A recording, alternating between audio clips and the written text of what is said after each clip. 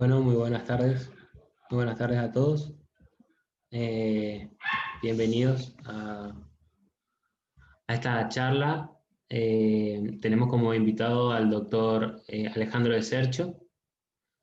Él es médico cardiólogo, especialista en hipertensión arterial, es médico egresado de nuestra facultad. Desarrolla su actividad profesional en el Instituto de Cardiología de Corrientes, en donde es jefe de la sección de hipertensión arterial y su jefe de consultorio externo. Eh, También es coordinador del NEA, de la Red Federal Corazón-Cerebro, que es una agrupación de médicos que trabaja para la investigación, la educación y la divulgación de la información sobre el corazón y el cerebro para la salud cerebro y cardiovascular. Le recordamos que pueden hacer sus preguntas, después serán leídas al final. Y bueno, doctor, todo suyo.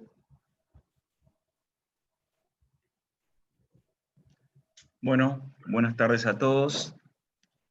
Muchas gracias, Leandro, por la presentación y un agradecimiento enorme para los organizadores que tuvieron, la deferencia de pensar en mí para compartir este evento importante con ustedes. La verdad es que, recién pensaba, antes de arrancar, en algunas reflexiones para compartir con ustedes. Y me acordaba que, yo cuando decidí ser médico, que soy, oriundo del Chaco, nací en Pampa del Indio, y cuando decidí ser médico y vine a Corrientes, lo hice con mucha ilusión, abrazando un sueño que tienen ustedes ahora de un día ser médico.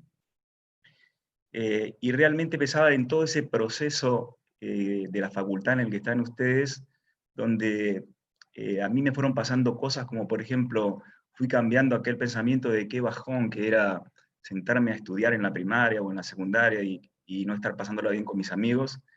Y lo fui cambiando en el proceso de la facultad, digamos, por la necesidad que nació en mí de aprender, esa imperiosa necesidad de saber cada día un poquito más, de ir fortaleciéndome como médico y de convertir aquello que era un bajón en un verdadero placer. Y si ustedes sienten lo mismo mientras transitan esta hermosa carrera, vamos a decir, estoy seguro, y ténganlo ustedes también muy seguro, de que habrán elegido la carrera correcta. Luego, cuando uno, le suelo decir a mis alumnos y discípulos, adquiere conocimiento, adquiere poder, y es ahí donde uno tiene que tener la generosidad de no quedárselos para uno, y siempre intentar compartir lo que uno sabe con los que vienen abajo, y eso realmente hace, digamos, a las personas que estamos en esta profesión, seguir el camino correcto.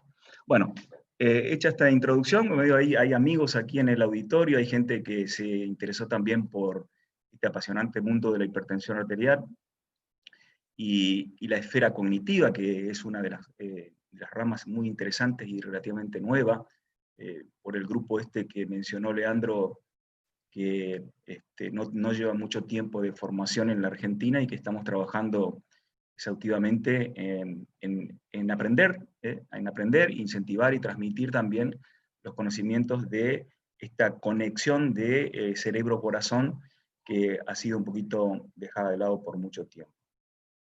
Bueno, lo interesante de este punto, digamos, es que cuando los cardiólogos o los que hacemos hipertensión arterial enfrentamos un paciente en el consultorio, generalmente desarrollamos muy hábilmente, digamos, la evaluación del corazón, del riñón, de las arterias, inclusive de la retina, que es uno de los órganos blancos también de la hipertensión arterial, pero dejamos como relegado y olvidado al cerebro. Y el cerebro prácticamente se convierte como en una caja negra que nadie investiga, salvo cuando el paciente sufre una catástrofe, y eso realmente es llegar muy tarde. Créanme que es llegar tarde porque cuando uno dejó que estas cosas ocurran o no advirtió que el paciente tenía determinado riesgo de desencadenar en un evento catastrófico como es un accidente cerebral, pues entonces hemos perdido tiempo. Entonces un poquito es enfocarnos que uno de los 5 órganos blancos y quizás uno de los predilectos de la hipertensión arterial es el cerebro, y hoy nos vamos a ocupar en la charla de esto. Bueno, estos son una serie de eventos que pueden ocurrir en el cerebro, pero vamos a enfocarnos más específicamente en estos dos últimos que ustedes conocen perfectamente, son el infarto cerebral y la hemorragia cerebral. Ustedes, bueno, los conocen como ACV, o la gente popularmente conoce el término como ACV, pero tengan por seguro que antes de que ocurran esta situación invalidante que forma parte de, junto con los infartos, de las principales causas de muerte en todo el mundo, antes de que ocurran estas situaciones extremas, el corazón mucho tiempo antes sufre y disfunciona. Y ese sufrimiento se llama deterioro cognitivo en sus distintos grados, hasta llegar a algún grado también de demencia vascular o de tipo Alzheimer, que es la más común. Bueno, uno de los afanes que uno tiene en medicina es tratar de predecir el futuro, o sea, predecir qué puede llegar a pasarle a mi paciente. Eso forma parte de una de las inquietudes más grandes en todas las esferas de la medicina. Los médicos nos valemos ¿de qué? De la estratificación de riesgo. O sea, estratificamos el riesgo de nuestro paciente y vemos si ese paciente tiene un riesgo leve, moderado o severo de padecer determinada patología o determinado desenlace fatal. Pues entonces es ahí donde hay que tener, digamos, herramientas para intentar aproximarse a predecir estas cuestiones. Pues entonces, ustedes conocen todos los factores de riesgo y vamos a mencionar los 4 más comunes, como por ejemplo la hipertensión arterial, el tabaquismo, la diabetes y la dislipidemia, que son los factores de riesgo más importantes, pero yo voy voy a enfocarme en estos 3 de arriba, que son la edad avanzada, la hipertensión arterial y la educación. Y vaya que estos 3 tópicos tienen mucho que ver con lo que le va a pasar a nuestros cerebros, y vamos a tratar de explicarlo en la charla. Este es el último censo que se hizo en la Argentina en cuanto a nuestra población, y lo que se observó aquí es que nuestra población ha ido incrementando paulatinamente, digamos, la población por encima de los 65 años, en desmedro de ¿quién? De las personas de menos de 14 años. Quiere decir que nuestra población ha ido envejeciendo, y esto ha ido ensanchando la punta de la pirámide, y han sido sobre todo las mujeres las que han tenido bastante más que ver que los hombres en, digamos, la cantidad de las personas que superan hoy día la expectativa de vida en la Argentina. Hay que recordarse que en los años 1900 una persona habitualmente vivía en promedio 45 años, y hoy en la Argentina el promedio de vida es 76 años. Pero esto nos ubica, según las Naciones Unidas, como uno de los 3 países más envejecidos en América, detrás de Cuba y de Uruguay. Entonces, tenemos aquí una población que cada vez vive más, y muchas de estas personas son sobrevivientes, porque justamente la cardiología ha tenido mucho que ver, disminuyendo la cantidad de mortalidad por infarto, por ejemplo, en mejorar o aumentar la expectativa de vida de la población. Pero si tenemos un montón de personas que sobreviven a eventos vasculares, también vamos a tener que pensar en que tenemos no solo personas mayores, sino personas muy enfermas y personas que tienen daños vasculares muchas veces severos. El otro punto del que le hablaba era de la educación. Y fíjense qué llamativo y qué triste este dato, donde solo el 32% de los alumnos de la Argentina termina el secundario estatal, y el 60% de los privados. O sea que realmente hay, digamos, una educación precaria en la Argentina, donde nuestra población no termina o no accede a niveles de instrucción superiores de manera alarmante, y esto tiene directa ligazón con un término que voy a introducir en este momento, que es, digamos, el de la reserva cognitiva. La reserva cognitiva, vamos a describirla o definirla brevemente, es un mecanismo activo basado en recursos aprendidos que vincula los niveles de educación bajo con un riesgo mayor de padecer un proceso de deterioro cognitivo. ¿Qué les estoy tratando de decir? Que un cerebro que no ha recibido instrucción es un cerebro más vulnerable al daño, por ejemplo, de lo que estamos hablando ahora de la hipertensión arterial. Vale decir que un cerebro instruido con una educación más avanzada tiene cierta resiliencia a los embates del daño de los agresores vasculares. Entonces, es probable que el mismo nivel de agresión para una persona de bajo nivel de instrucción sea mucho más severo y mucho más dañino que para una persona que ha accedido a un nivel de educación superior. Vamos a hablar ahora un poquito de la hipertensión arterial. Y quiero compartir usted algunos datos del RENATA-2, que es, digo yo, uno de los estudios epidemiológicos más importantes que se ha hecho en los últimos años en la Argentina relacionado a la prevalencia de hipertensión, porque siempre hemos estado absorbiendo datos de otros países. Y el RENATA-2, que hemos tenido en Corriente la oportunidad de participar muy activamente, arrojó un 36% de prevalencia de la enfermedad. Vale decir que, si ustedes se ponen a pensar, 1 de cada 3 adultos mayores en la Argentina padece hipertensión arterial. Y todavía lo que es más importante, ustedes deben saber que no hay edad para que aparezca la hipertensión arterial, que es una enfermedad generalmente asintomática, que en general debuta entre los 30 y 55 años, pero que conforme aumentamos en edad, la posibilidad de volverme hipertenso aumenta exponencialmente. Ahora, fíjense en el extremo derecho la barra de mayores de 65 años, de lo que estamos hablando, que es nuestra población, que ha ido incrementándose en las últimas décadas. Casi el 80% de los mayores de 65 años es hipertenso en la Argentina. Por lo tanto, vale decir que de cada 10 personas de más de 65 años, 8 van a contraer esta enfermedad, convirtiéndose obviamente la hipertensión arterial no en una excepción, sino en la regla. Casi todos los hipertensos, todos los pobladores de esta edad van a ser hipertensos. Y llamo aquí a un viejo aforismo que existe en medicina que dice que todos vamos a ser hipertensos si vivimos lo suficiente.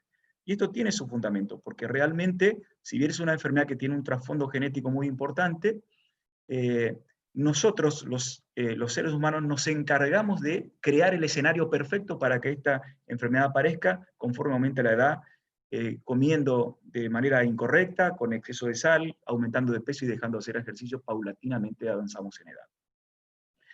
Y otro dato, yo contundente del estudio RENATA es que nos demostró, nos enseñó que casi el 40% de los hipertensos que habitan nuestra tierra no tiene diagnóstico. Lo cual es un enorme déficit el mejorar la posibilidad de hacer diagnóstico.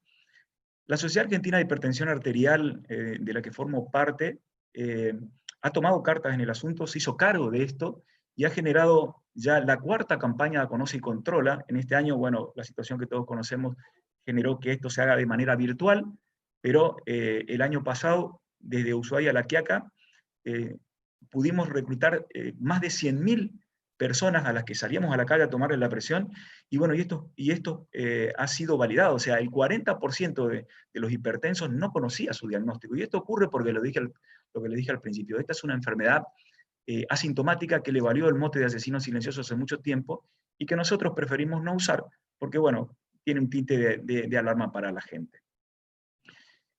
Quiero digamos, captar la atención de ustedes en el extremo derecho de la barra que está en verde, y esto, como ustedes acá, señala la cantidad de pacientes tratados y controlados, o sea, los que alcanzan la meta tensional, descender la presión por debajo de 140/90 y mantenerla ahí, y recoger los beneficios de un buen tratamiento de la hipertensión arterial, y eso no supera el 24%. Vale decir que cuando los médicos en Argentina tratan a pacientes hipertensos, de cada 10 hipertensos, que conocemos, que le damos el diagnóstico, que lo tratamos, solo a 2 logramos controlarlos.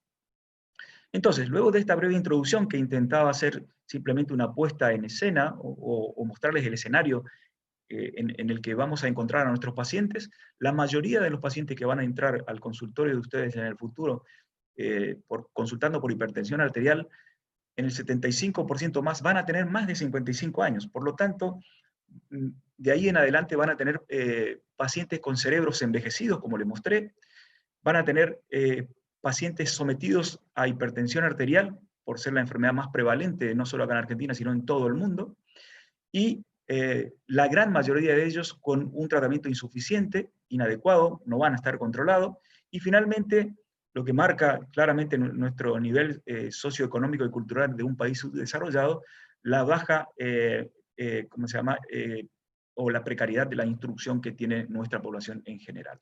Por lo tanto, en esta primera parte de la charla, lo que quería demostrarles es que tenemos un cerebro en jaque en nuestros pacientes al que tenemos que prestarle un poco más de atención y protegerlos. Bueno, hoy les decía que antes de que ocurran estas catástrofes que ustedes ven aquí, que son, digamos, un extremo de la enfermedad cerebrovascular, que es el accidente cerebral con la connotación de invalidez y muerte tremenda que tiene esta enfermedad, el cerebro les decía que sufre y disfunciona, y no solamente con la aparición del deterioro cognitivo podemos advertir esto, sino con las neuroimágenes y también la ecografía o los Doppler o ecografías renales. Y ahí este estudio llamativo que fue presentado ya hace un tiempo muestra que la cantidad de lesiones silentes encontradas en estos tres órganos blancos de la hipertensión arterial, bueno, destaca como mucho más prevalente el cerebro. O sea que el cerebro tiene mucho más lesiones que no se expresan clínicamente que el corazón y el cerebro, perdón, que el corazón y el riñón. Aunque a veces los médicos neurólogos que se dedican más a esto dicen que por ahí esto de silente es un poco más para los médicos y no lo es tanto para los pacientes. En el 2015, interesados ya y involucrados con esta red federal Corazón-Cerebro, publicamos con mi grupo un artículo de revisión de deterioro cognitivo y la rigidez arterial. Bueno, interesante entender desde la fisiopatología qué le pasa al hipertenso maltratado y que va envejeciendo. Lo que ocurre básicamente es que va perdiendo la elasticidad de las paredes de sus arterias, sobre todo de las grandes arterias.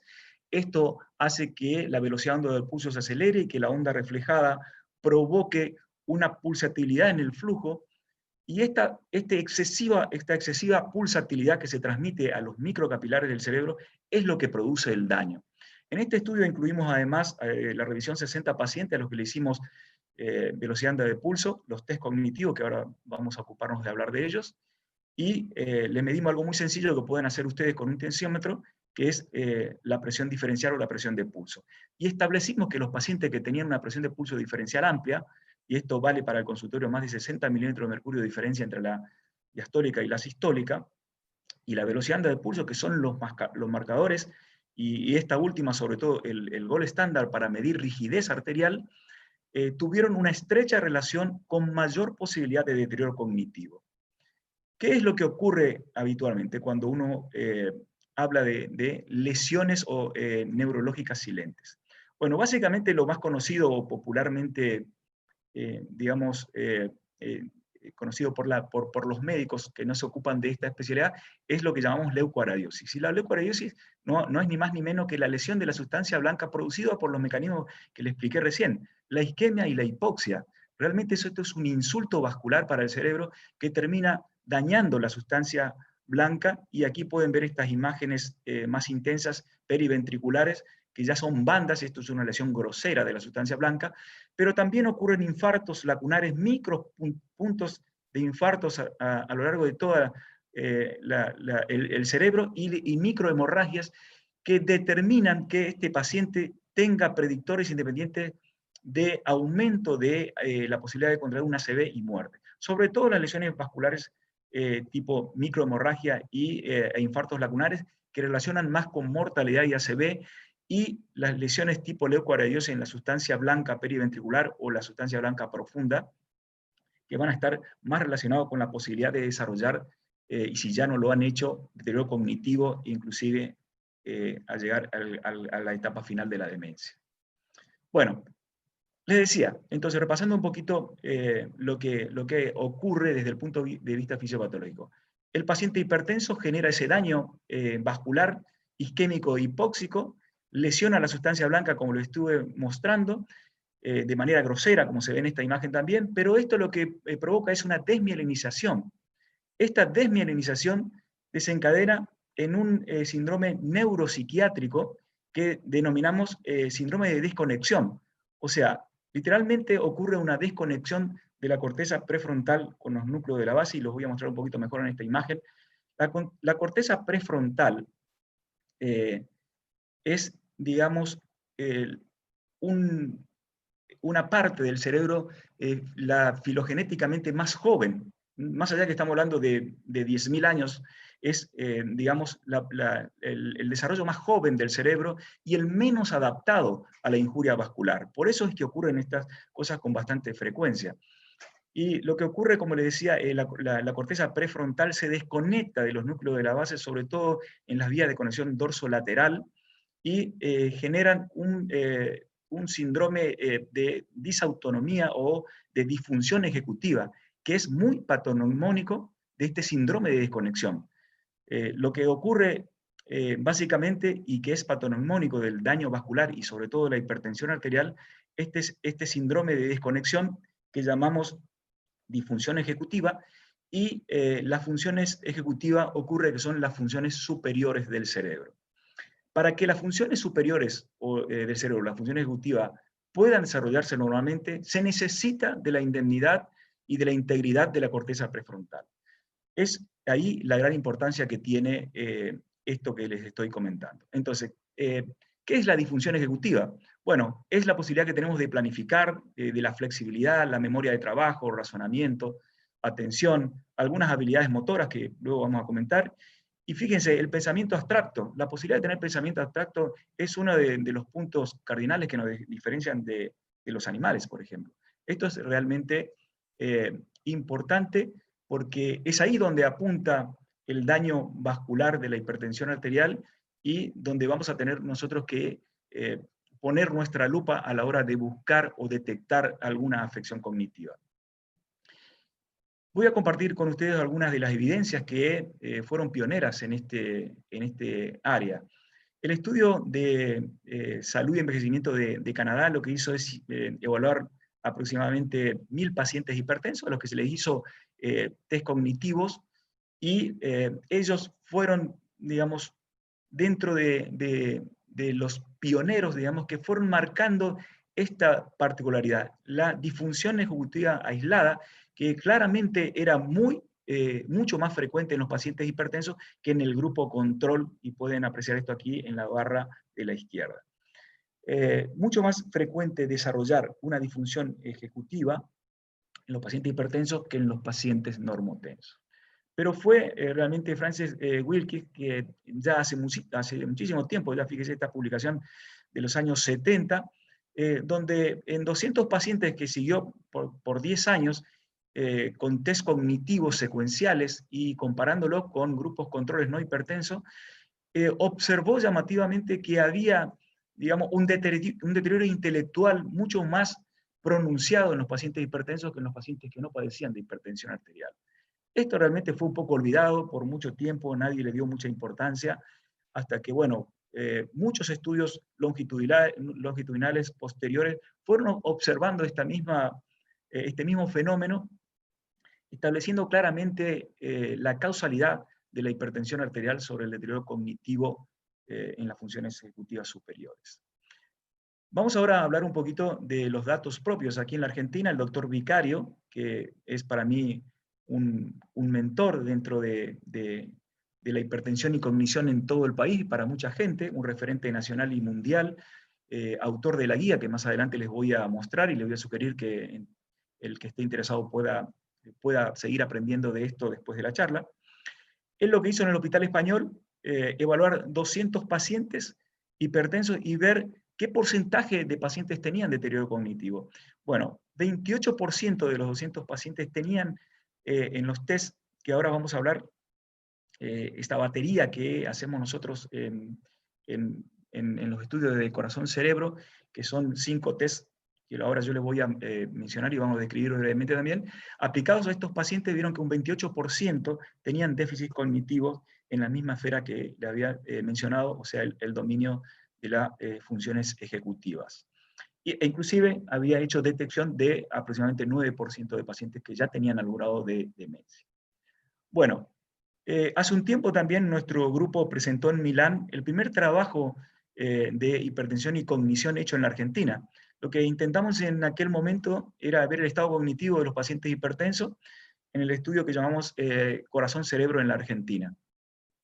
Participamos 5 de las 7 regiones del país, donde el Corriente tuvo también una participación activa.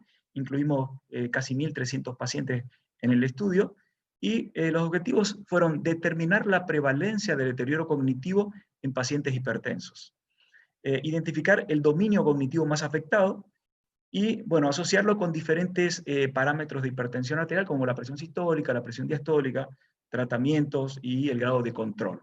Lo que encontramos es que había un defecto de la condición de la cognición global en un 22%, pero que esto no era diferente a los pacientes control, pero sí significativamente había mayor disfunción ejecutiva en los pacientes hipertensos. Un 36% de disfunción ejecutiva, y llamativamente, algo que realmente no esperábamos, el dominio de la memoria semántica fue el más afectado en nuestro estudio. Entonces, esto fue el primer estudio en Argentina que investigó el estatus cognitivo de los pacientes hipertensos, realizado por cardiólogos. Bueno, confirmó que la prevalencia del deterioro cognitivo es mayor en hipertensos que en la población general, que ese era uno de los objetivos principales que nos habíamos propuesto. Y bueno, ver la aplicabilidad que teníamos de los test cognitivos que estábamos usando para ver si realmente eran suficientes como para evaluar las funciones ejecutivas.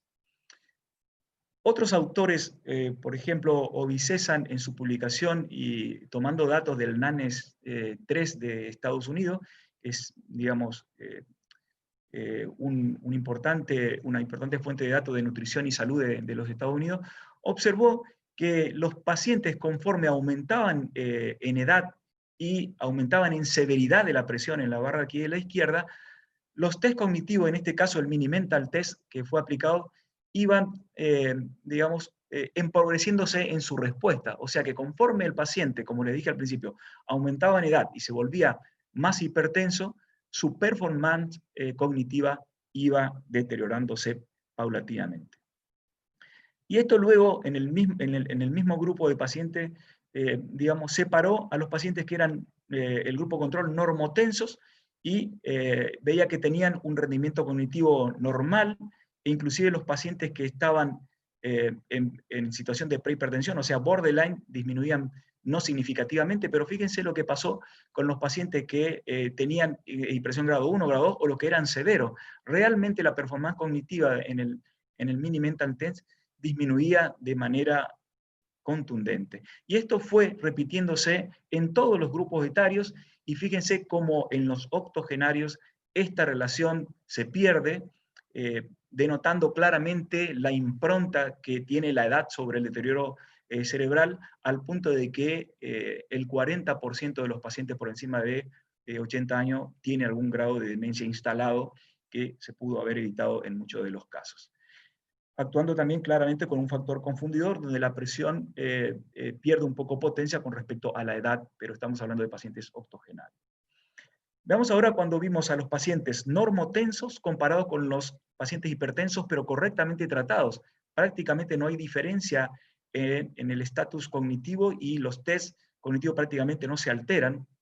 Vale decir que controlar la presión preserva la cognición de estos pacientes, pero cuando el paciente está tratado pero no está controlado, como la gran mayoría de los pacientes hipertensos en la Argentina, tiene su cerebro a la deriva. Está siendo paulatina y silenciosamente destruido por la presión arterial. Y mucho más todavía para los pacientes que no están tratados. Fíjense que los pacientes que no están tratados, y aquí están la mayoría o todos los que no tienen diagnóstico, donde están padeciendo los embates del daño y el insulto vascular que genera la presión, no solamente al cerebro, sino al corazón y al riñón. Veamos ahora qué nos proponen las guías internacionales. Por ejemplo, la Guía Europea de Hipertensión Arterial y la Guía de Cardiología Europea también, dicen uno de sus enunciados que la evaluación cerebral y cognitiva en los pacientes hipertensos, independientemente de la presencia de stroke, es imperativa, o sea, diciendo, no evaluemos solamente a los pacientes que tienen una ACV, lleguemos antes, interesémonos antes por saber qué le está pasando, porque de hecho a ese cerebro le está pasando cosas mucho antes. Y dice que es imperativa la evaluación y la recomienda en las guías europeas. Bueno, hemos tenido con nuestro grupo que luchar mucho porque esto, para ser honesto, en el ámbito de hipertensión arterial y de la cardiología, como le dije al principio, es algo que ha sido olvidado por mucho tiempo y no ha sido parte de la evaluación de rutina de los pacientes hipertensos. Pero nosotros, nuestra participación en el consenso argentino de hipertensión arterial de las dos sociedades de cardiología del país y la Sociedad Argentina de Hipertensión Arterial, que nos tocó participar hace 2 años, pudimos imponer nuestras ideas con evidencias de que era necesario incluir la evaluación cognitiva en la evaluación, por lo menos, adicional de paciente hipertenso y no en lo que se llama la evaluación básica o estándar de un paciente hipertenso no complicado. Entonces, en los estudios adicionales para el hipertenso, hoy el consenso argentino propone hacer test cognitivo y sobre todo el test del reloj, que vamos a tratar de, digamos, desarrollar un poquito de qué se trata este test tan interesante, simple y sencillo. Y también propone que la indicación sea para pacientes de más de 40 años. Yo diría que lo apliquemos para pacientes hipertensos en la edad media de la vida, o no solamente hipertensos, sino también pacientes que tengan alguna agresión vascular, a diabéticos, dislipémicos, o pacientes que tengan alguna patología cardiovascular instalada, pero aquellos pacientes que tengan, como dice aquí, una queja cognitiva, que muchas veces es simple como una pérdida de memoria, y sobre todo si el paciente cuadra como de riesgo intermedio o de alto riesgo. Y esto con una finalidad, que es establecer el diagnóstico de daño de órgano blanco, que esa fue la gran discusión. Si realmente el daño cognitivo podía ser catalogado como daño de órgano blanco, como lo es, por ejemplo, una hipertrofia ventricular izquierda, o un agrandamiento cardíaco, o fallo renal, o una proteinuria en el riñón. Entonces logramos que esto sea entendido como merece ser un daño de órgano blanco, con un nivel de evidencia 2B, con una indicación 2B, nivel de evidencia B. Y es así como le decía que el afán de los médicos, sobre todo los cardiólogos, de predecir el futuro de nuestros pacientes en cuanto a eventos cardiovasculares duros y tratar de anticiparnos, lo que utilizamos, le decía, eran la estratificación de riesgo. Y en la estratificación de riesgo tenemos 3 pilares fundamentales. Le preguntamos a los pacientes qué factores de riesgo tienen. Ustedes esto seguramente lo han aprendido bastante bien a esta altura. Saben que hay que preguntar si el paciente fuma, si es hipertenso, si tiene diagnóstico de diabetes, si tiene colesterol alto, qué edad tiene, que es importante, cuánto tiempo lleva con estas patologías. En la evaluación, ver si tiene algún daño de algún órgano. Si estamos hablando de hipertensión, obviamente que vamos a enfocar siempre en el corazón, en el riñón. Y ahora les estamos pidiendo que no dejen de lado al cerebro, porque el cerebro es un órgano predilecto para causar daño de la hipertensión arterial. Y cuando tenemos una condición clínica asociada, el paciente prácticamente en estas 2 últimas condiciones pasa a ser un paciente de alto riesgo, lo mismo si acumula muchos factores de riesgo. Pero si ya tiene un daño instalado o ya le ha ocurrido algo como una ACV o un infarto, a lo que llamamos condición clínica asociada, es un paciente de muy alto riesgo. Y el deterioro cognitivo o algún grado de demencia son daños importantes que deben ser reconocidos como una condición clínica asociada. Vamos a hablar de un ejemplo gráfico para que ustedes entiendan. Un paciente tipo en el consultorio que viene por hipertensión arterial, al que empezamos a interrogar y vemos que tiene 63 años y que lleva 10 años con la hipertensión arterial. Y esto es muy importante, puse aquí 10 años porque no es lo mismo lo que vamos a esperar del deterioro cognitivo de un paciente que tiene un diagnóstico reciente de hipertensión arterial o que empezó a fumar hace un mes, de aquel que lleva 10 años de hipertensión o 20 años fumando. Claramente la posibilidad de haber desarrollado un daño es mayor. Por eso en este caso les puse 10 años de evolución de una hipertensión que, como ustedes saben, probablemente no ha sido bien tratada, aunque este paciente, fíjense, tenía esta presión 152/87, que corresponde a un nivel 1 o grado 1 de hipertensión arterial según la clasificación argentina de hipertensión arterial, pero cuando evaluamos su corazón no tenía hipertrofia anterior izquierda, tenía buena función, la velocidad de pulso no mostraba, digamos, mayores problemas en la rigidez arterial, el riñón estaba bien y su perfil lipídico estaba, digamos, normal.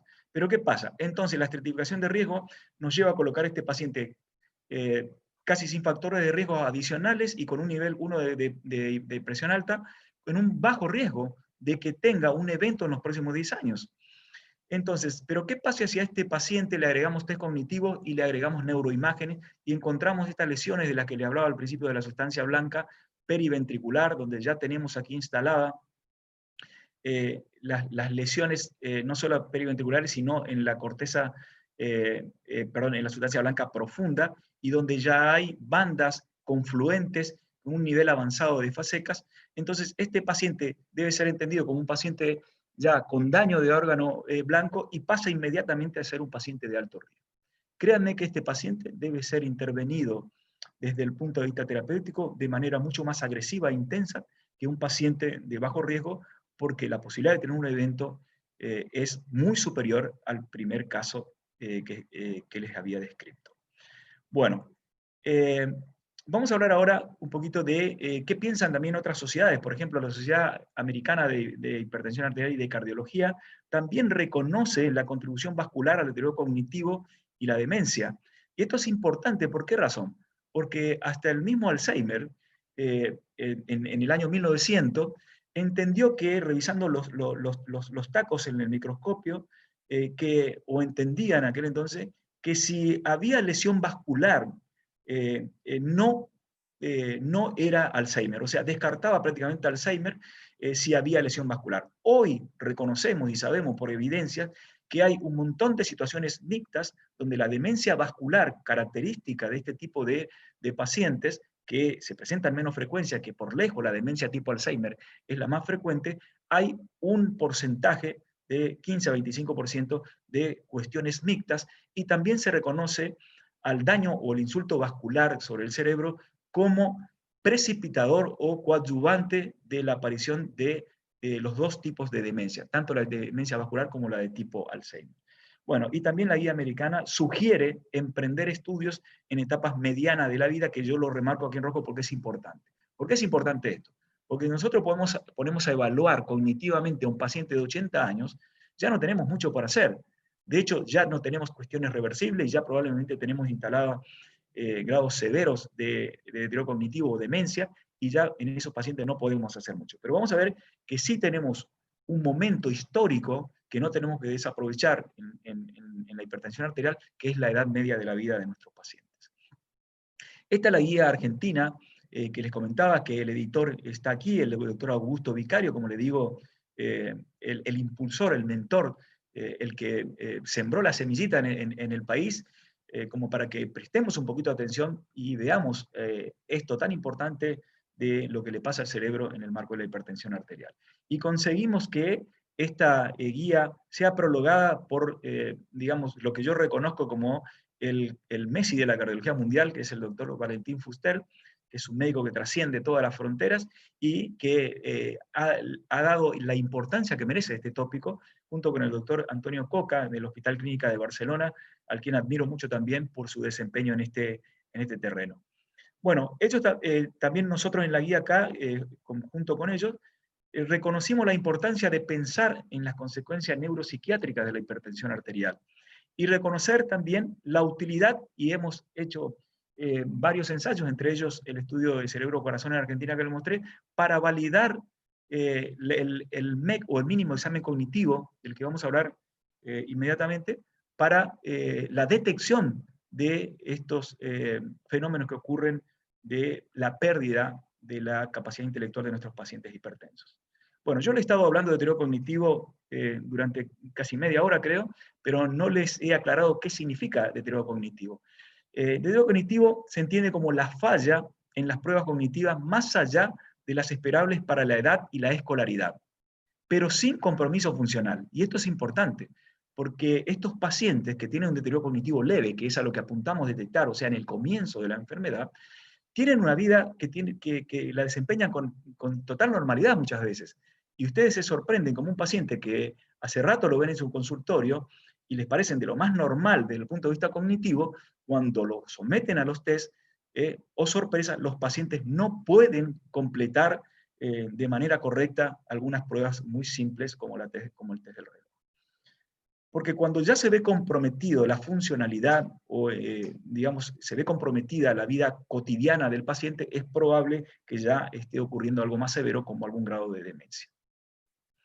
Bueno, finalmente les voy a comentar, digamos, cómo nosotros enfrentamos al paciente en la evaluación cognitiva. Bueno, el mínimo examen cognitivo o MEC cuenta de una batería de 5 estudios que han sido validados para nuestra práctica, con algunas variantes de lo que se utiliza a nivel internacional, pero el test mínimo de examen del estado mental, más conocido como Mini Mental Test, el test de orientación temporal, el test del reloj, al que le vamos a dedicar más tiempo, el test serial, los test seriales frontales y el test mínimo de denominación. Básicamente lo que hacemos con los pacientes, y esto tiene, digamos, una simpleza cuando uno ya lo maneja, pero claramente el paciente tiene que ocupar unos 10 a 15 minutos de su consulta y crean o no, esto a veces les complica a muchos médicos, pero es muy interesante por ahí citar al paciente en otra consulta específicamente para esto, o tener, como tenía yo, muchas personas, amigas y discípulos que están aquí en este momento en el auditorio, que se interesaron por esto, los entrené para que hagan los test y han sido de mucha ayuda en algunos de los estudios que ustedes han visto publicados y presentados a nivel internacional. O sea que investigar siempre están abiertas las puertas para el que quiera hacerlo en mi servicio y en la Red Federal de Corazón Cerebro. Bueno, el Mini Mental Test, rápidamente les cuento, lo que hace es evaluar distintos dominios, por ejemplo, la memoria, el lenguaje, tanto escrito como verbal, la visuoconstrucción, pero lo que hace es evaluar de manera más global la cognición y adolece de una falencia que, digamos, no enfoca tanto, no es tan sensible para detectar, digamos, fallas en la disfunción ejecutiva, que es más patognomónica, digamos, del paciente hipertenso. El test de Boston abreviado, que consta de 60 imágenes, pero nosotros, digamos, lo que hicimos fue extraer 12 de las más sensibles y, bueno, enfocar, digamos, en el conocimiento y en la educación del paciente, que tiene que ver más con la memoria semántica. Esto está más relacionado a la detección de las demencias de tipo Alzheimer, y sí enfocar mucho más en lo que es la función ejecutiva, que se puede evaluar en estos test que, bueno, enfocan un poquito más sensiblemente lo que es las alteraciones de la corteza prefrontal, que, como les dije, tienen que ver más con la disfunción ejecutiva. Bueno, el test de reloj, los test de series alternantes, el test de la guardia griega o el de bucle, y también a veces incluimos el test de los pentágonos, donde uno tiene que reproducir esta imagen superpuesta, que a veces los complica tanto a nuestros pacientes. Bueno, entonces lo que podemos hacer cuando evaluamos al paciente con esta batería de test cognitivos es justamente poner a prueba los distintos dominios de evaluación cognitiva, de establecer la orientación, la memoria, el estado anímico, ansiedad o depresión, el lenguaje, tanto verbal como escrito, la visuoconstrucción, que tiene que ver un poquito más con la patología tipo Alzheimer, y las funciones ejecutivas, de las que nos vamos a ocupar a partir de ahora en la charla. Hace muy poquito tiempo, este año, publicamos este artículo relacionado a, digamos, la sensibilidad que tiene el test de reloj, justamente para la detección, porque lo que hacemos, hay que tener claro que no hacemos diagnóstico, sino hacemos detección de un problema, porque el paciente, una vez que detectamos que tiene este problema, tiene que seguir un circuito donde probablemente necesite una atención multidisciplinaria, donde no podrá faltar, por ejemplo, el psiquiatra y el neurólogo. Esto llevó a que, bueno, interesados por simplificarle la tarea también al médico, digamos, ¿qué test podemos hacerlo más rápido, más sencillo y más aplicable en el consultorio y que al médico le lleve menos tiempo que hacer la batería de 5 test. Bueno, como a priori teníamos, digamos, documentado en otros estudios que el test de reloj era sensible para la detección de disfunción ejecutiva, lo que hicimos es desarrollar este estudio interesante que lo que intentó es ver la prevalencia del deterioro de la cognición global en los pacientes hipertensos y sobre todo la disfunción ejecutiva. ¿Pero de qué manera? Comparando al test del reloj con el Mini Mental Test, que es mucho más ampliamente conocido y difundido. Y luego lo asociamos con distintas variables de hipertensión arterial, bueno, los pacientes tratados, el nivel de educación, si estaban o no controlados. Y lo que observamos fue muy interesante porque los pacientes hipertensos que eran evaluados por el Mini Mental Test, bueno, encontrábamos que tenían alterado el Mini Mental Test en un 20%, pero esto no era diferente a lo que encontrábamos en el grupo control, o sea, en la población general, pero sí fue significativamente diferente, digamos, la detección del deterioro cognitivo leve cuando aplicábamos el test del reloj. Y esto fue llamativamente importante justamente cuando más nos interesa. Fíjense, aquí en la línea roja, los pacientes que fueron evaluados por test del reloj y los que fueron evaluados por Mini Mental Test. Luego, obviamente, todos fueron evaluados por los dos métodos, pero cuando el Mini Mental Test entre los 30 y 55 o 60 años era poco sensible para detectar deterioros cognitivos, el test del reloj lo hizo con mucho más eficacia. De hecho, como les mostraba recién, una diferencia que no fue significativa cuando aplicábamos el Mini Mental Test, que se encarga de evaluar la cognición más global, pero cuando se trata de evaluar específicamente el dominio más afectado del paciente hipertenso, el test de reloj se mostró mucho más eficaz. Y lo que era más llamativo todavía, que cuando los pacientes hacían un Mini Mental Test normal, y que impresionaban con una cognición y un estatus cognitivo normal, un 30% de ellos desarrollaba una anomalía en el test del reloj. Esto habla claramente de la mayor sensibilidad muy significativa del test de reloj para detectar deterioro cognitivo, sobre todo en el dominio de las funciones superiores del cerebro. Bueno, y estos son, para considerar un Mini Mental Test que tiene como máximo puntaje 30, los pacientes que tienen un Mini Mental Test de 24 más se los considera aceptable, vamos a decir. Entonces, fíjense que estos pacientes, que son reales, y son pacientes del estudio que les estoy presentando, cuando tenían un Mini Mental Test de 26 o de 24, tenían un test del reloj muy anormal o francamente anormal, y cuando el Mini Mental Test era también francamente anormal, prácticamente lo que evalúa más la visoconstrucción semántica o lo que relaciona más esto con el deterioro tipo Alzheimer, prácticamente las agujas desaparecen. Y esto es muy llamativo porque tenemos enfrente, créanme, un paciente que impresiona absolutamente normal y es prácticamente un shock, no solo para el familiar que lo acompaña, para el paciente y también para el médico que empieza a hacer sus primeras armas en esto como me ocurrió a mí.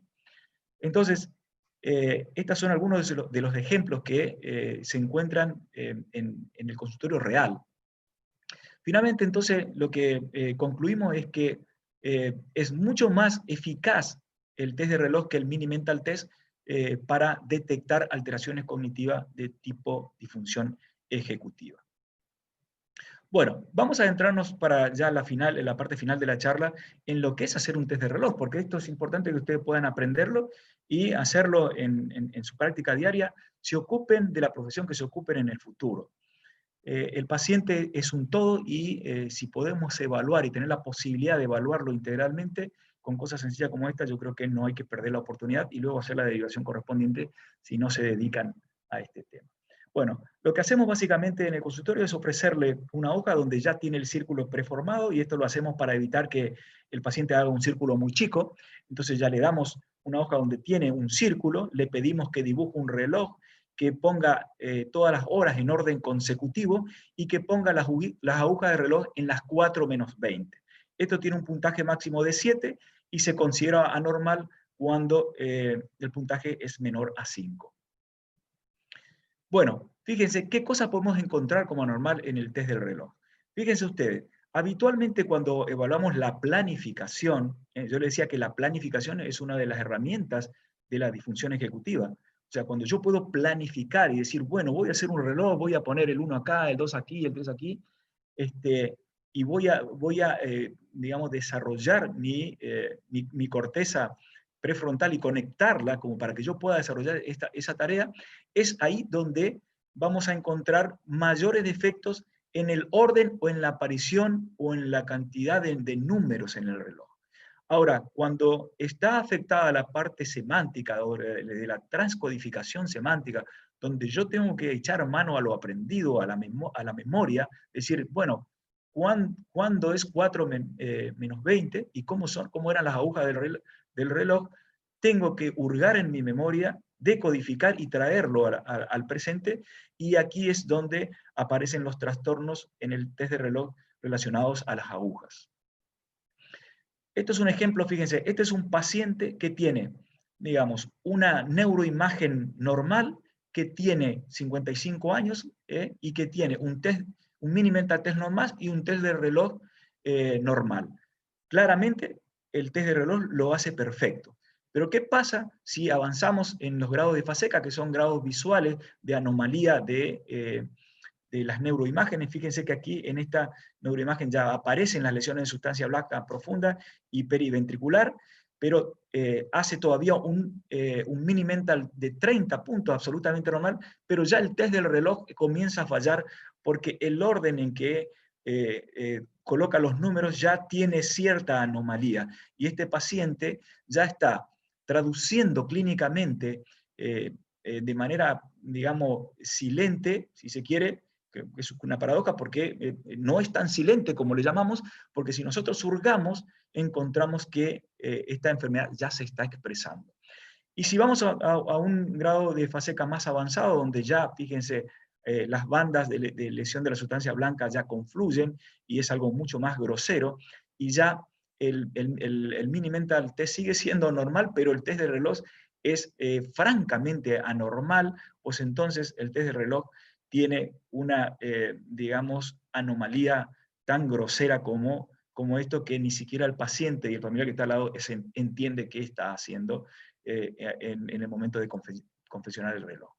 Bueno, ahora voy a mostrarles casos personales que me impactaron. Yo traje aquí, digamos, este fue el primer test del reloj que hice anormal, porque hay que considerar que todos los pacientes no lo van a hacer anormal, pero ustedes van a ir encontrando prácticamente un 28% de pacientes hipertensos de mediana edad que van a tener anomalías. O sea, que casi 1 de cada 10 test que hagan, perdón, 3 de cada 10 test que hagan van a tener alguna anomalía. Y fíjense la edad de esta paciente. Esta paciente era abogada, es abogada, desempeña su actividad normalmente, pero claro, tiene dos enfermedades que se ensañan con el cerebro, la hipertensión arterial y la diabetes, y a la hora de pedirle que confeccione el reloj, nos encontramos con esta atrocidad que advierte claramente que algo muy serio está pasando en el cerebro de esta paciente. Este paciente de 56 años, también dislipémico diabético, fíjense que arranca poniendo las horas de reloj con el 1, y luego 1, 2, 3, 4, y luego sigue, y si el círculo continuaba iba a seguir poniendo números, porque estaba como intoxicado y perseverante en seguir ocupando lugares sin tener el más mínimo sentido de la planificación, que francamente está alterado. Y también la ubicación y el tamaño de las agujas del reloj francamente anormal. Bueno, aquí yo les saqué foto a muchos de los test, que muchos de estos test han hecho compañeros de ustedes que están escuchando la charla, y bueno, para mí es muy gratificante que se interesen por investigar. Y fíjense, aquí este es el estudio que está en curso, todavía no está publicado, así que esperamos dentro de muy poco tiempo ver los resultados de un estudio muy sencillo donde les aplicamos solamente el test de reloj a los pacientes hipertensos, y vemos la edad, el tiempo de evolución de la hipertensión. Mire, esta paciente de 20 años de hipertenso, no sé si alcanzan a ver el nivel de intrusión. Aquí dice terciario incompleto, o sea que terminó la secundaria, y luego si tienen algún daño de órgano blanco. esta paciente que tiene 61 años hizo un test del reloj a la que se le adjudicó 0, absolutamente anormal. Y esta paciente en la charla, como le digo, es una paciente que impresiona absolutamente sin ningún problema cognitivo. Bueno, voy a ir mostrándole rapidito porque creo que ya estamos avanzados en el tiempo, pero fíjense algunas de las cosas con las que se pueden encontrar en pacientes hipertensos. Esta paciente tiene un atenuante, es una paciente que tiene una primaria completa, ¿no? Tiene un bajo nivel de instrucción, pero dijo en un momento, no puedo hacer el reloj, no sé cómo seguir. Estas cosas realmente sorprenden mucho y los pacientes son jóvenes, 56 años. Yo voy a mostrarle un poquito más rápido esto para detenerme en uno de los pacientes que más me impresionó. Fíjense, universitario completo, 57 años, 2 años de diagnóstico, pero el paciente cuando le hicimos evaluación de órgano blanco tenía señales de que si bien había recibido el diagnóstico de hipertensión arterial hace 2 años, era hipertenso hace mucho tiempo más. 57 años, un paciente universitario que ejercía su profesión con aparente normalidad, la mujer comienza a preguntarle, ¿qué estás haciendo? No estás haciendo las cosas bien, y obviamente ustedes tienen que inmediatamente pedirle que no lo ayuden, pero esto realmente impacta y llama a movilizarse porque nos están pasando estos pacientes por enfrente de la cara, de las narices, y no estamos haciendo nada por ello. Bueno, para ahora sí ir finalizando, quiero decirles que como conocemos un continuo cardiovascular, donde comenzamos con los factores de riesgo, daños incipientes en el corazón, en el riñón, y luego los eventos finalmente, donde uno encuentra ya un paciente que tiene una ACV o un infarto, y ese continuo cardiovascular que lleva mucho tiempo, que podemos interrumpirlo en terapias adecuadas en determinado momento, también puede ser aplicado en el cerebro de nuestros pacientes, y cuando tienen la condición normal o aparentemente normal, o podemos aquí, en etapas tempranas, detectar un deterioro cognitivo leve que no pase a estados avanzados de depresión o algún grado de demencia, donde ya poco podremos hacer o nada, entonces habremos perdido este tiempo valioso, porque el deterioro cognitivo tiene estadios dinámicos. Si nosotros nos ocupamos acá de intervenir de manera intensa, agresiva, podemos inclusive a muchos pacientes regresarlo en alguna medida, y por sobre todas las cosas, lo que considero más importante, enlentecer el proceso hacia la demencia.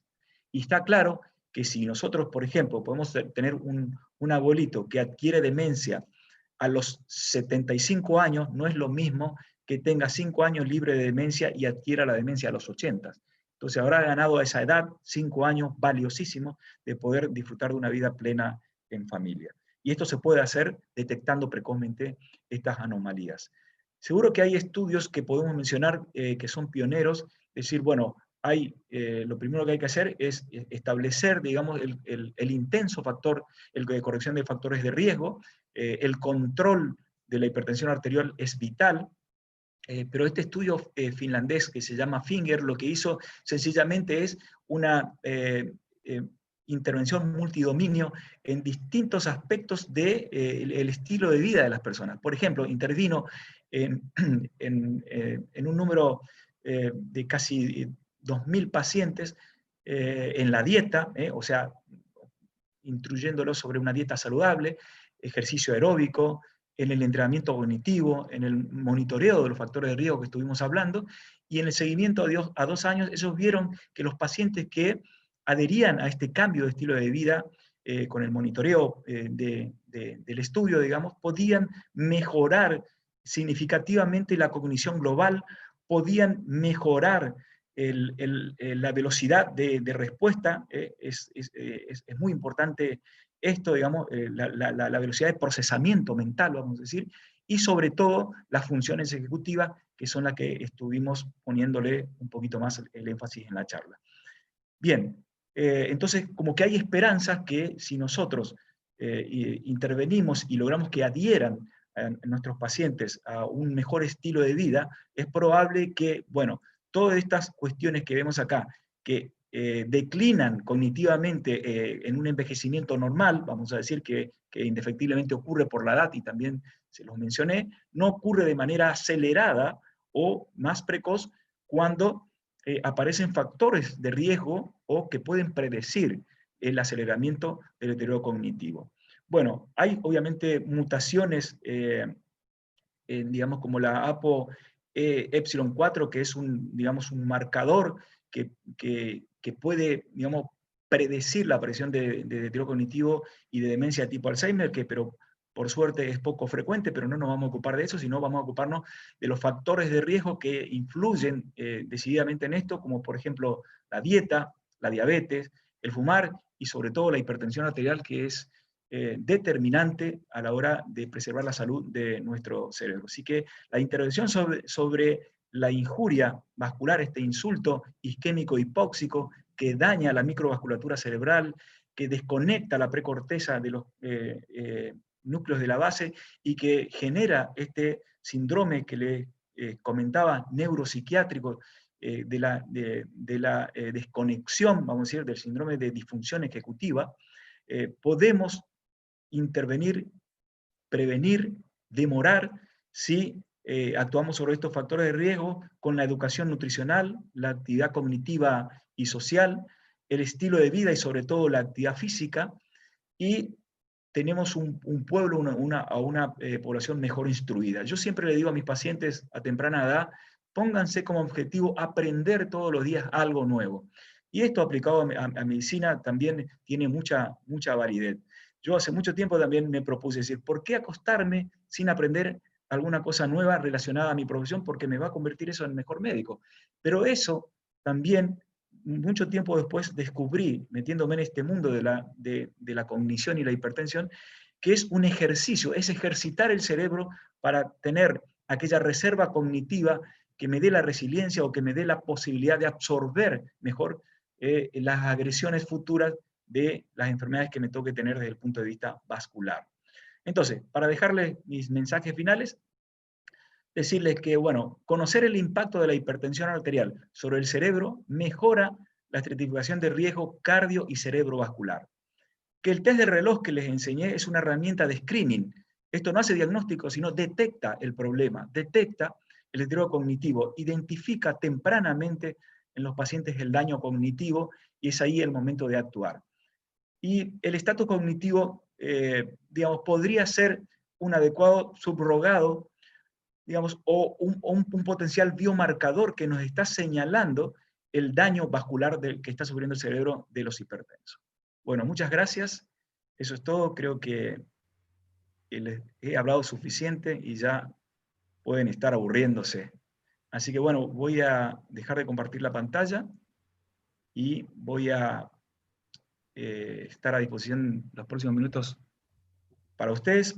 Le decía yo a Leandro, bueno, Leandro es además de un amigo, el hijo de uno de mis mejores amigos, así que la verdad que para mí es una emoción enorme estar compartiendo esta charla con él, cuando en otra época yo estudiaba con el papá y bueno, hoy, bueno, avanzado ya en su carrera, Leandro está aquí presentándome en una charla para todos ustedes, ¿no? La verdad es una cosa muy gratificante. Leandro, a tu disposición para contestar preguntas. Como te dije antes, yo quería aclararle que yo no soy, no soy neurólogo, que soy cardiólogo y que me dedico a hipertensión. Así que voy a estar dispuesto a contestar preguntas que tengan que ver con esto, no de las que tengan un índole más neurológico, que me suele ocurrir. Voy a tratar también de dar la respuesta más acertada. Y si no sé, como siempre digo, bueno, iremos a leer como todo el mundo, que necesita a seguir aprendiendo, ¿no? Perfecto, Doc. Excelente la charla, como siempre. Las explicaciones basadas en la evidencia, ¿no es cierto? Excelente la charla. Muy interesante, a todos les gustó. Todos están diciendo que les gustó, que es muy interesante. Y bueno, a medida que usted iba hablando, iban saliendo algunas preguntas. Entonces ahora con mi compañero Matías, vamos a ir preguntando y bueno, hay una pregunta que dice, ¿el trastorno cognitivo en hipertensión arterial es independiente de la medicación? Independiente de la medicación. A ver, no, claramente creo que la explicación fisiopatológica de por qué ocurren estas cosas tiene que ver con ese insulto isquémico vascular hipóxico que les expliqué, que ocurre sobre la microvasculatura cerebral. La medicación obviamente no contribuye en nada. Obviamente si hay líneas de investigación es para ver qué tipo de droga o qué esquema terapéutico antihipertensivo protege mejor el cerebro. De hecho hay que saber que lo primero que hace una intervención farmacológica sobre la hipertensión arterial es disminuir dramáticamente la posibilidad de tener una ACV, de tener insuficiencia cardíaca, agrandamiento cardíaco, digamos, de tener mortalidad por esta causa. O sea que eso es lo primero que se demostró y por eso es tan importante el tratamiento farmacológico en los pacientes hipertensos. Claramente lo que hace es evitar que nuestros pacientes dañen su cerebro, pero lo que pasa es que ahí la mayor cantidad de evidencia desde los años 70, 80 hasta ahora han enfocado en puntos finales duros, como le llamamos nosotros en medicina. Entonces, un estudio en hipertensión arterial en intervención, donde hoy ya no se hacen porque no es ético no tratar a los pacientes hipertensos, pero en otra época, en los años 80, podíamos tratar un paciente hipertenso con una intervención farmacológica comparada contra placebo, o sea, con una pastilla que no tenía nada. Y obviamente que en el curso del diseño y del seguimiento de los pacientes, cuando veíamos que los pacientes tratados tenían 50% menos ACV, infarto y muerte, ya eso dejó de ser ético y ya no es ético investigar en este tipo de pacientes de esa manera. Entonces las investigaciones que se llevan adelante hoy es ver, por ejemplo, qué esquema terapéutico es mejor que otro. Se comparan droga cabeza a cabeza, que aprovecho para decir que no hay grandes diferencias, pero sí podemos decir que los betabloqueantes de primera línea han perdido mucho terreno porque protegen poco el cerebro, pero la inhibición del sistema renin-angiotensina ha mostrado en muchos estudios y algunos que están en curso ser una excelente opción para proteger el cerebro y proteger del deterioro cognitivo. De hecho, hay estudios en hipertensión en ancianos que también bloqueantes cálcicos han demostrado prevenir o señales, no todavía de manera contundente ni significativa, porque no hay todavía el estudio, el gran estudio diseñado que tenga como punto final el deterioro cognitivo o la demencia en hipertensión arterial, que obviamente es a futuro lo que uno espera como evidencia para reforzar estos conceptos. Creo que es lo que entiendo de la pregunta, espero haberla respondido.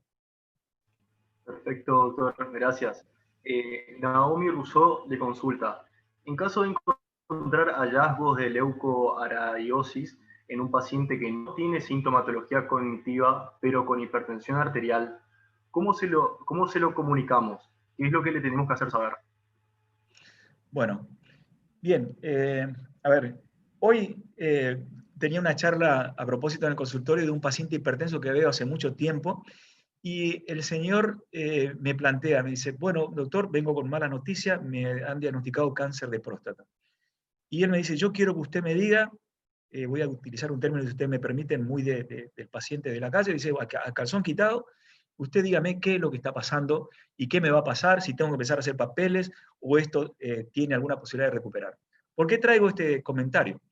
Porque la historia antigua de lo hago o no lo hago, le comunico o no le comunico, de acuerdo a la gravedad de lo que está teniendo nuestro paciente, a mi modo de pensar, y esto es una opinión personal, es obsoleto.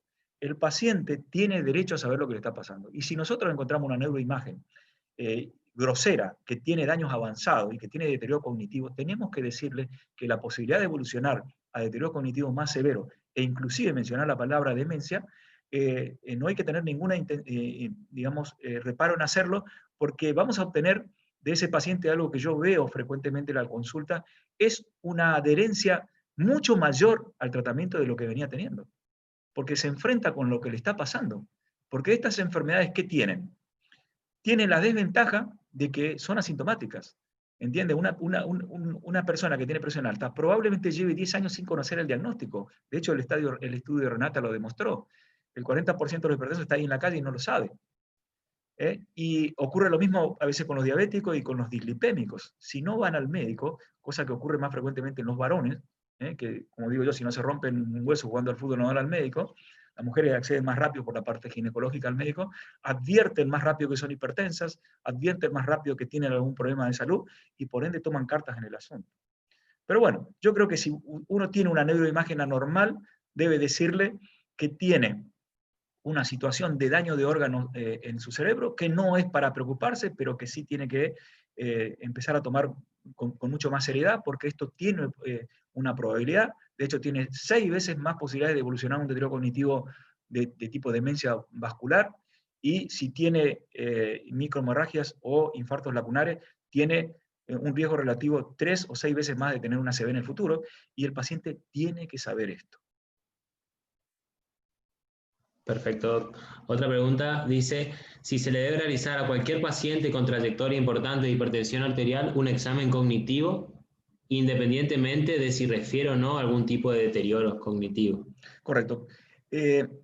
Bueno, en el consenso argentino yo decía cuál era la indicación que sugeríamos.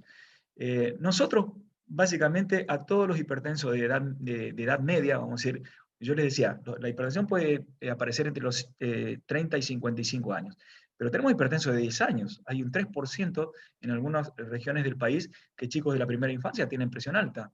Muchas veces a los pediatras se les pasa por alto porque son asintomáticos o directamente no consultan.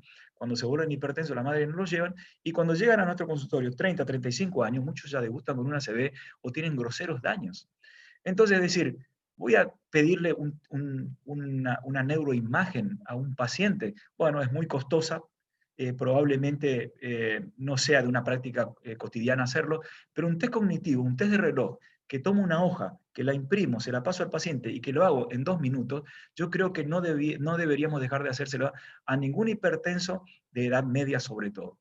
Y nosotros pusimos ahí un corte que es de 40 años o más, y pusimos pacientes que tienen, digamos, riesgo intermedio o moderado. Porque si es un paciente que no tiene nada más y que es un deportista, que está delgado, que bueno, tiene nutricionalmente una situación aceptable y tiene 30 años, o 35, o 40, vamos a ver, y ustedes lo ven íntegro, y bueno, es probable que ese paciente no lo merezca, pero yo diría que no está de más hacer un test del reloj a la gran mayoría de los pacientes hipertensos, y si ese test es anormal o es muy groseramente anormal, derivarlo inmediatamente a un neurólogo o inclusive a un psiquiatra que hacen una apreciación mucho más integral y global de lo que es el deterioro cognitivo, y probablemente a ese paciente le esté pidiendo sí una neuroimagen. Bien. Ignacio González Ascona le pregunta, ¿qué problemática existe con respecto a la hipertensión sistólica aislada y al tratamiento de hipertextos falsos positivos o mal diagnosticados? Hipertextos. Dice hipertextos. Hipertenso debe ser. Debe ser hipertenso, sí. Bueno, bien, interesantísima la pregunta porque me da lugar a advertir un concepto muy importante en hipertensión arterial. A ver, habitualmente, históricamente, las personas, inclusive médicos que nos dedican a esto, vienen diciendo, uy, vienen preocupados porque el doctor me sube la mínima, ¿no?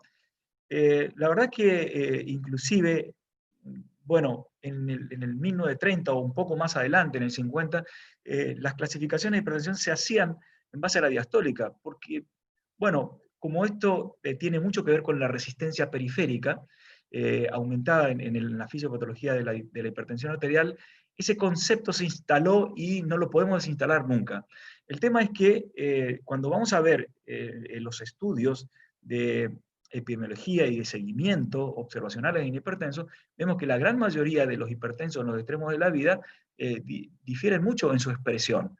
La mayoría que son de edad media tienen una hipertensión mixta, o sea, sube la diastólica y la sistólica, pero cuando se le adjudicó mayor valor pronóstico a la hipertensión diastólica durante mucho tiempo, hoy sabemos que eso es absolutamente falso.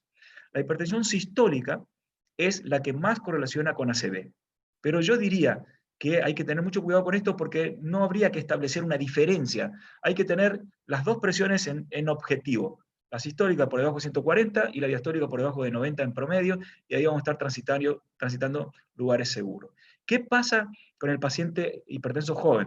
Bueno, el paciente joven tiene arterias elásticas, jóvenes, y entonces puede amortiguar la presión sistólica que no sube tanto, y la resistencia periférica eleva la diastólica.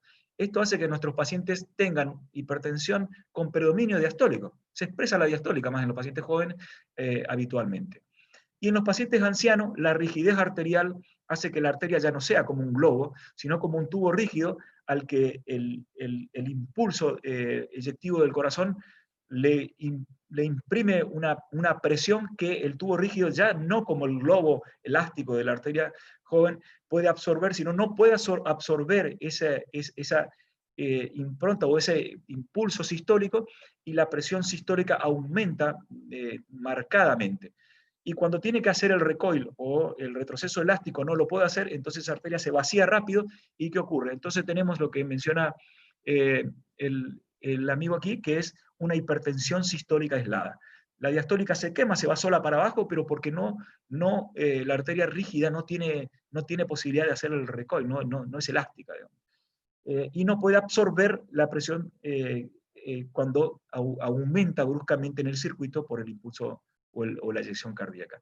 Esto es lo que acelera la presión de la velocidad de onda de pulso, la que hace que el retroceso de la onda caiga anticipada, la onda de aumentación y la pulsatividad de esta onda se transmita a la microvasculatura cerebral, y lo hace también en el riñón y lo hace también en el corazón, y ahí es donde ocurre esta agresión isquémica hipóxica de las que yo le he estado hablando. Esa hipertensión sistólica aislada es mucho más difícil de controlar.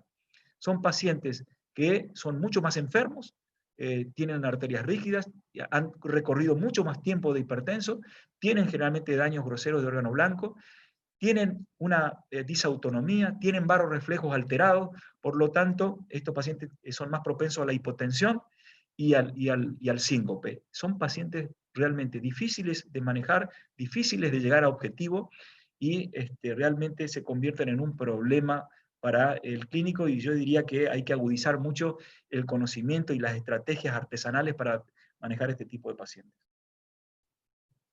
Perfecto, Doc. Después hay otra pregunta que dice, en el caso de un paciente adolescente con hipertensión arterial, en general, ¿se debe a que presenta otra patología y esta es la que causa los niveles altos de tensión? Bueno, está relacionado, creo, con la explicación a grandes rasgos de la fisiopatología. Sí, bueno, lo que pasa es que ahí ya tenemos que entrar en otro terreno, que es el de la pediatría.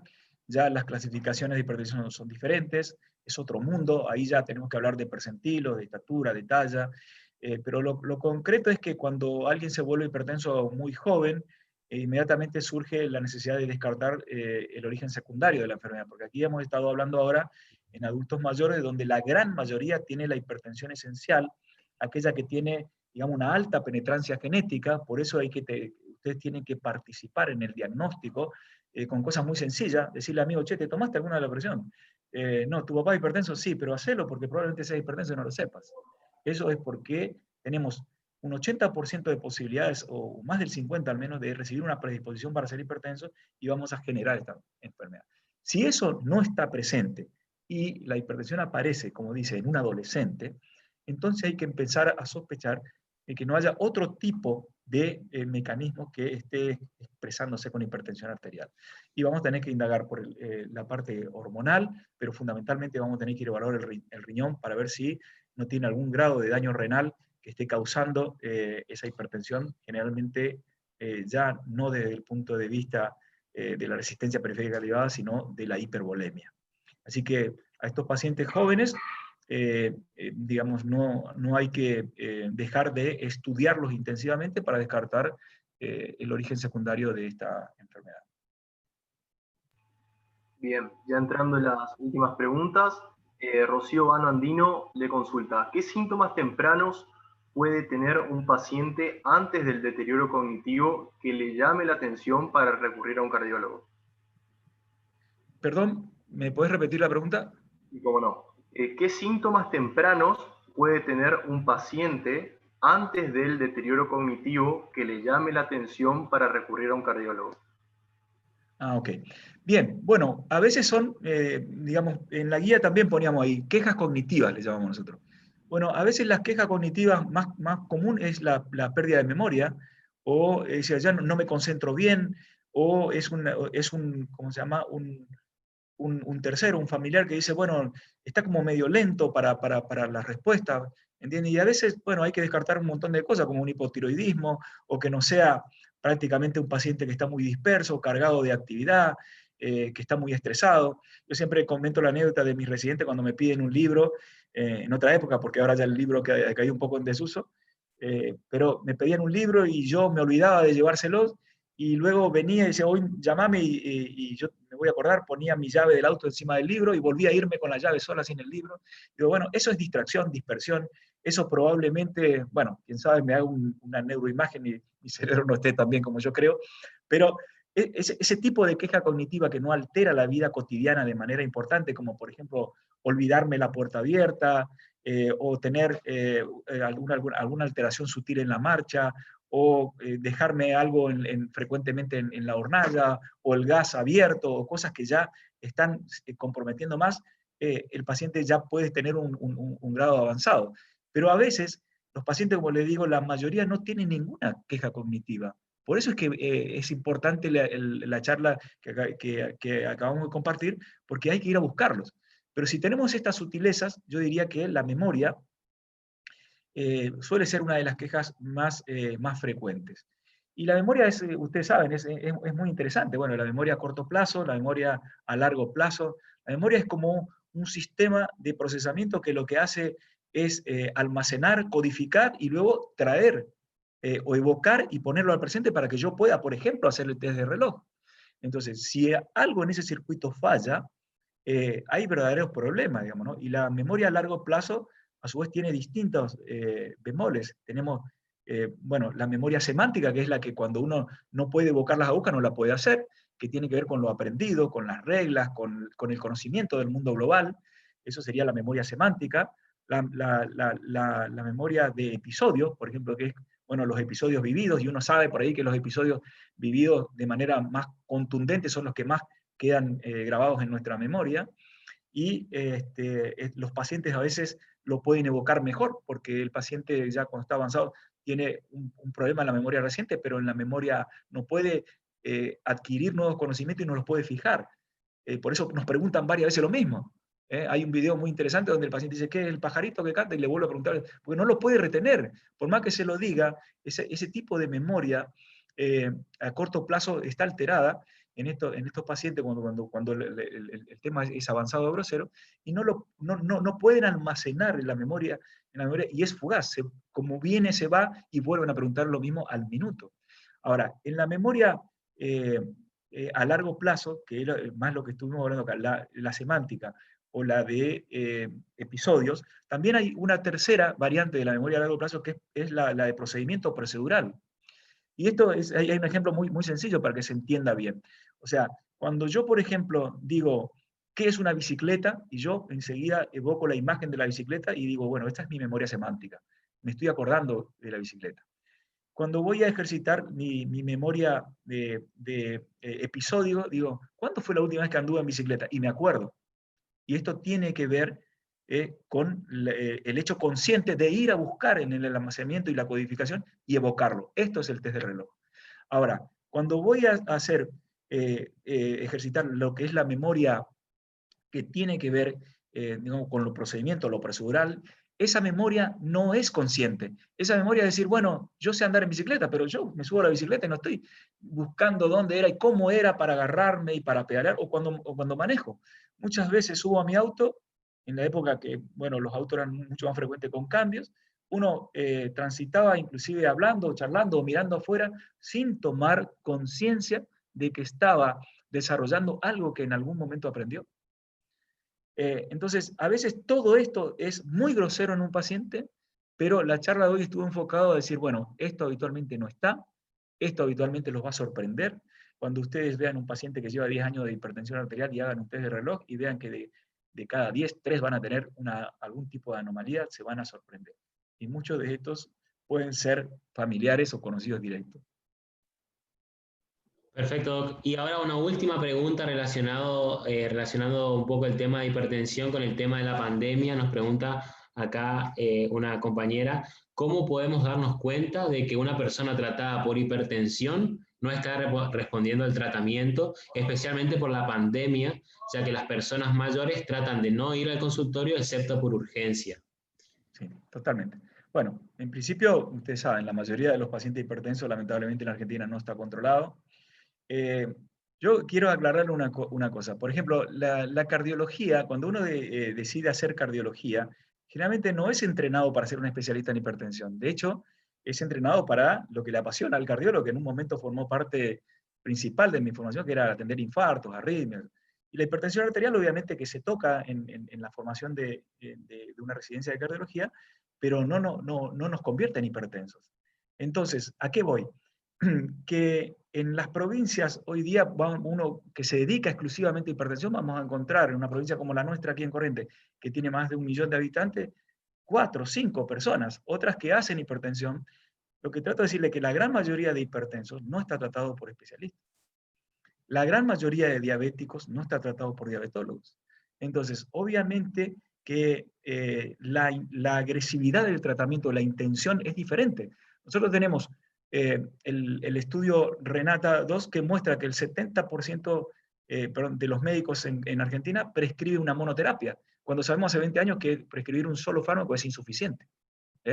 Y cuando hicimos el estudio Charter, donde nos pusimos a prueba los que hacemos hipertensión, el número de drogas promedio era 2.1, o sea, más de 2 drogas, y utilizábamos mucho más asociaciones, y el nivel de control de la enfermedad ascendía a 65%. Por lo tanto, hay que entender que esos pacientes generalmente no van a estar controlados. Si le agregamos la pandemia, que es la pregunta, probablemente peor porque no acceden a su médico y no tienen la posibilidad de ser monitoreados. A estos pacientes, ¿qué les digo yo?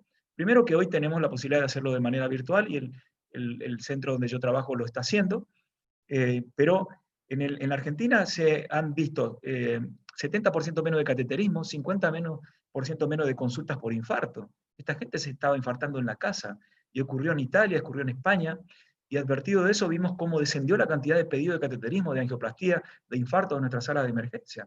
Imagínense lo que ha estado pasando con los hipertensos, los ACV, y todas estas cuestiones que nos han cargado todo de angustia y de estrés no resueltos. Entonces, estos pacientes probablemente no las han pasado bien y muchos de ellos que empiezan a aparecer aumentado de peso, dejado de hacer ejercicio y han francamente empeorado. Lo que tengo para decirle para estos pacientes es decirle que no se queden en la casa si tienen síntomas, que vayan a las salas de emergencia, que los protocolos están muy bien establecidos y la posibilidad de contagio es baja. La gente se contagia más en otros lugares, no en una sala de emergencia, y que no deje de atender, digamos, los pilares del éxito o del fracaso de la enfermedad, que son lo que pesa, lo que come y lo que camina, y la adherencia al tratamiento, porque el 50% de los pacientes comete algún error en la adherencia al tratamiento. Perfecto. Estamos, creo. No sé, Matías, si hay espacio para otra pregunta más o... Como quieras, Lea. Si querés, tiramos una más y si no, finalizamos. Como esté el doctor. Doctor, ¿cómo está usted? ¿De tiempo? Bueno, yo creo que ya estoy en tiempo porque le había dicho a Leandro que 6:30 tenía el límite, era hasta ahí. Así que bueno, yo les agradezco infinitamente la posibilidad de expresarme que me dan aquí. Les deseo el mayor de los éxitos. Creo que esto está saliendo muy bien. Bueno, en mi época estas cosas no habían y la verdad que los envidio. Poder juntarse para poder compartir, digamos, de la mano de que he visto algunos de los oradores, hasta Facundo Manes lo he visto ahí, a quien admiro mucho. Bueno, de paso, pásenme el chivo, no sé si habló o me lo perdí, pero Sí, sí, hoy generalmente... en la mañana estuvo, pero está Ah, grabado hoy a la todo. mañana. Bueno, Está hoy a la grabado. mañana estaba haciendo consultorio y no pude escucharlo. Pero bueno, veo que tienen oradores de excelencia, así que les agradezco nuevamente que me puedan haber permitido compartir. Y como les decía yo, si ustedes realmente eh, hacen ese cambio de chip que yo hice, que decir, bueno, estudiar realmente se convierte en algo placentero, aprender algo nuevo todos los días en mi profesión me fortalece como médico, realmente se convierte, digamos, en algo muy gratificante, y por más que ustedes escuchen de todo lo triste o lo injusto que padecen los médicos en nuestro país, créanme que si lo hacen con pasión, bien vale la pena transitar esta vida como médico. Es una excelente profesión, así que les deseo éxitos a todos. Bueno, muchas gracias, Doc. Excelente la charla. Están todos muy agradecidos, les mandan saludos y bueno, muchas gracias por su tiempo. Bueno, gracias Mandamos a todos. un grande. Bien, perfecto chicos, finalizamos con la reunión, pueden retirarse. Gracias, doctor. Nos vemos.